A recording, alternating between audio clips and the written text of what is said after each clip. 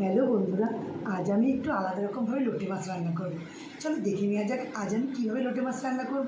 বাজার থেকে লোটে মাছ আনার পরে আমি ভালো করে ধুয়ে সেই মাছগুলোকে একটু ভিনিগার মাখিয়ে রেখেছি। তারপরে আমি সব মাছগুলো একে একে ময়দায় কোট করে নেব। বন্ধ করে দেখো বন্ধুরা, আমার সব মাছগুলো কোট করা হয়ে গেছে।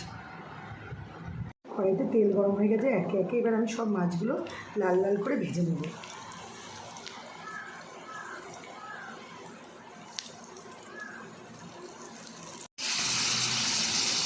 দেখো আমার সব লোটে মাছগুলো সুন্দর করে ভাজা হয়ে গেছে। এবার আমি সামান্য উপকরণ দিয়ে লোটে মাছটা রান্না করব। পেঁয়াজ কুচি, টমেটো কুচি, আদা রসুন বাটা আর সামান্য মশলা, জিরের গুঁড়ো, লঙ্কার গুঁড়ো, ধনের গুঁড়ো, লবণ হলুদ, এই দিয়ে লোটে মাছটা এবার রান্না করব। সবার প্রথমে আমি কড়াইতে পেঁয়াজ কুচি দিয়ে দিয়েছি। পেঁয়াজ কুচিটা হালকা লাল ভাজা করে নেব। প্রথমে আদা রসুনের পেস্টটা দিয়ে নিলাম, একটু ভাজা ভাজা করে নেবো, নাহলে কাঁচা গন্ধটা লাগবে। সব মশলাগুলো একে একে দিয়ে দেবো।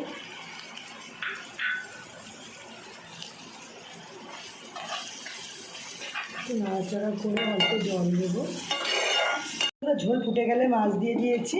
মাছ দিয়ে একটু গরম মশলা, হালকা গরম মশলা ছিটিয়ে দিচ্ছি। হয়ে গেল লোটে মাছ রান্না। লোটে মাছ কমপ্লিট। তোমাদের কার কার আমার রেসিপিটা ভালো লাগলো প্লিজ জানিও।